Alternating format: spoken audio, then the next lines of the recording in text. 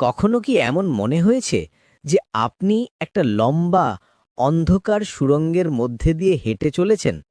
সামনে কিছুই দেখা যাচ্ছে না, শুধু নিকষ কালো অন্ধকার, আর পেছন ফিরে তাকানোরও কোনো উপায় নেই।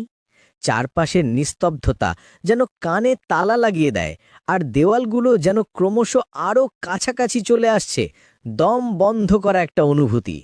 মনে হচ্ছে যেন এই পথটার কোনো শেষ নেই। এই অন্ধকারই হয়তো আপনার জীবনের একমাত্র সত্যি। আমাদের সবার জীবনেই কখনো না কখনো এই অনুভূতিটা আসে। এই সুড়ঙ্গটা আসলে আমাদের জীবনের সমস্যা, আমাদের লড়াই, আমাদের কঠিন সময়গুলোর একটা প্রতিচ্ছবি।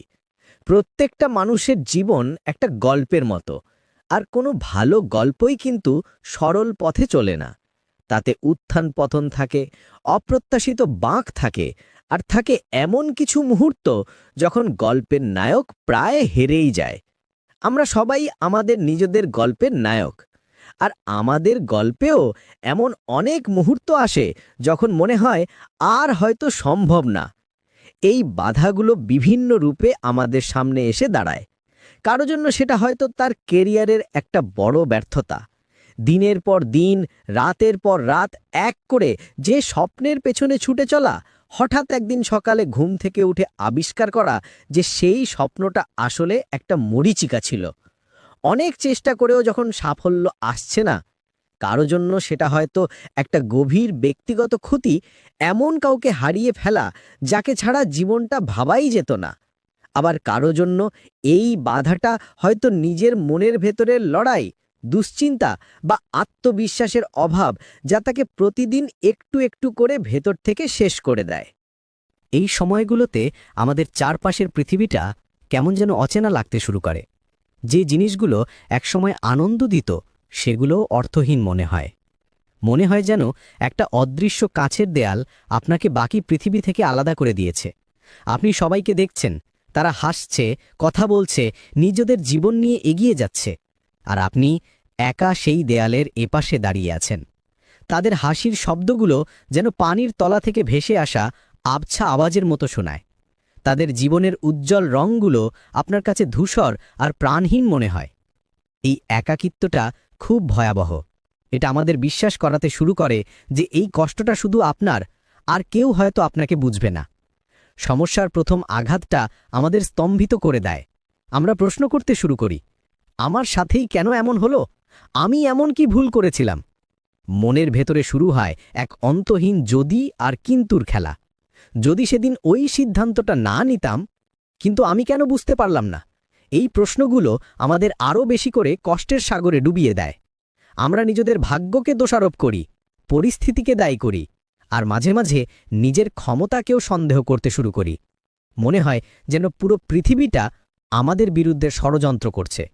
এই অনুভূতিটা খুব স্বাভাবিক। যখন আমরা আঘাত পাই, তখন নিজেদের গুটিয়ে নিতে চাই। একটা নিরাপদ আশ্রয় খুঁজি, যেখানে বাইরের পৃথিবীর কোনো ঝড় আমাদের ছুঁতে পারবে না। কিন্তু সত্যিটা হলো, পালানোর কোনো জায়গা নেই। এই জীবনের ঝড়কে মোকাবিলা করতেই হবে। কিন্তু ভাবুন তো, একটা বীজ যখন মাটির নিচে থাকে, সেও তো অন্ধকারেই থাকে। চারদিকে চাপ, কোনো আলো নেই, বাতাস নেই, কিন্তু সেই অন্ধকারের চাপই তাকে ঠেলে ওপরের দিকে উঠতে সাহায্য করে। তার ভেতর একটা প্রাণ শক্তি কাজ করে, যা তাকে বলে যে মাটির ওপরে আলো আছে, বাতাস আছে, একটা নতুন জীবন আছে। এটা তার অস্তিত্বের লড়াই। সে জানে না আলোটা ঠিক কেমন, বাতাসটা কেমন অনুভূতি দেয়, কিন্তু তার ভেতরের সত্তাটা তাকে অন্ধকারের বিরুদ্ধে বিদ্রোহ করতে শেখায়। আমাদের ভেতরের শক্তিটাও ঠিক সেই রকম। কঠিন সময়ের অন্ধকারে যখন আমরা প্রায় হারিয়ে যাই, তখনই আমাদের ভেতরের সেই প্রাণ শক্তিটা জেগে ওঠে। পরিবর্তনটা হঠাৎ করে একদিনে আসে না, এটা একটা ধীর প্রক্রিয়া। একদিন সকালে হয়তো ঘুম থেকে উঠে আপনার মনে হলো, আর এভাবে নয়, আর কতদিন এই কষ্টটাকে আঁকড়ে ধরে বাঁচব? এই ছোট্ট ভাবনাটাই হলো প্রথম পদক্ষেপ। এটা কোনো বিপ্লবের গর্জন নয়, এটা হলো ঝড়ের পর ভোরের আকাশের মতো শান্ত, কিন্তু দৃঢ় এক অঙ্গীকার। এটা হলো সেই মুহূর্ত যখন আপনি সিদ্ধান্ত নেন যে আপনি আর পরিস্থিতির শিকার হয়ে থাকবেন না, বরং নিজের গল্পের লেখক আপনি নিজেই হবেন। আপনি হয়তো পুরো পথটা দেখতে পাচ্ছেন না, কিন্তু আপনি প্রথম পা ফেলার জন্য সাহসটা সঞ্চয় করেছেন। এই যাত্রাটা হলো নিজেকে নতুন করে আবিষ্কার করার যাত্রা। আপনি হয়তো ভাবতেন যে আপনি খুব দুর্বল, কিন্তু এই কঠিন সময়টা আপনাকে দেখিয়ে দেয় যে আপনার ভেতরে কতটা সাহস লুকিয়ে আছে। আপনি ছোট ছোট পদক্ষেপ নিতে শুরু করেন। হয়তো প্রথম দিন আপনি শুধু বিছানা ছেড়ে উঠে দাঁড়ালেন। দ্বিতীয় দিন আপনি জানালার পর্দাটা সরিয়ে বাইরের আলোটাকে ঘরে আসতে দিলেন। হয়তো অনেক দিন পর নিজের জন্য এক কাপ চা বানালেন, অথবা পুরনো কোনো প্রিয় গান শুনলেন যা আপনার আত্মাকে ছুঁয়ে গেল। তারপর একদিন আপনি বাড়ির বাইরে পা রাখলেন, বুক ভরে তাজা বাতাস নিলেন। এই প্রত্যেকটা ছোট ছোট কাজ আসলে এক একটা বড় জয়। এই পথে চলতে গিয়ে আপনি অনেক কিছু শেখেন।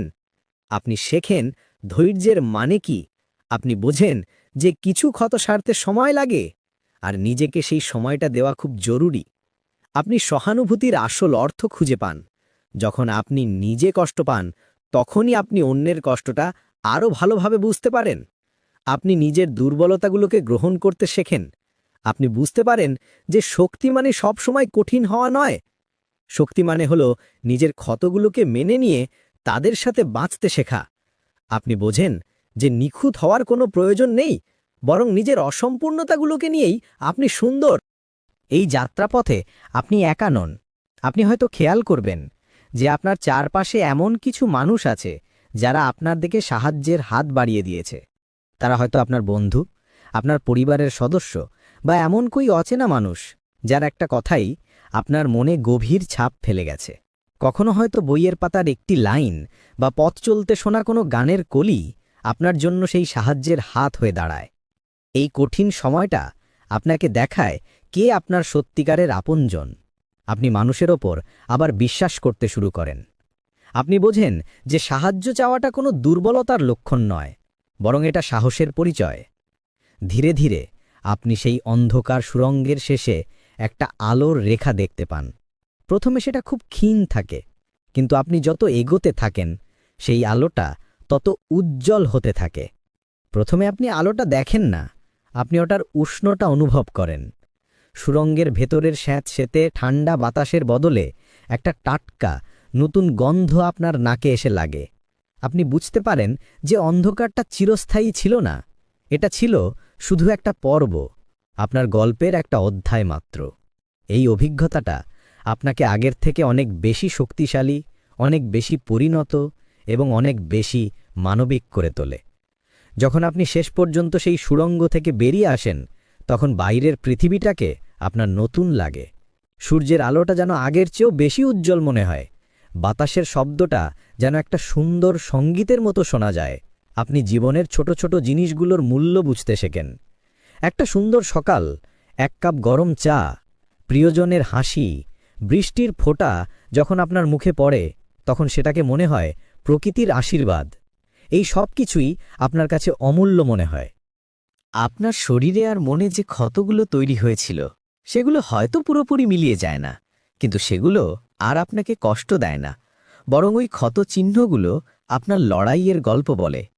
ওগুলো আপনাকে প্রত্যেক মুহূর্তে মনে করিয়ে দেয় যে আপনি কতটা কঠিন পথ পেরিয়ে এসেছেন। আপনি একজন যোদ্ধা।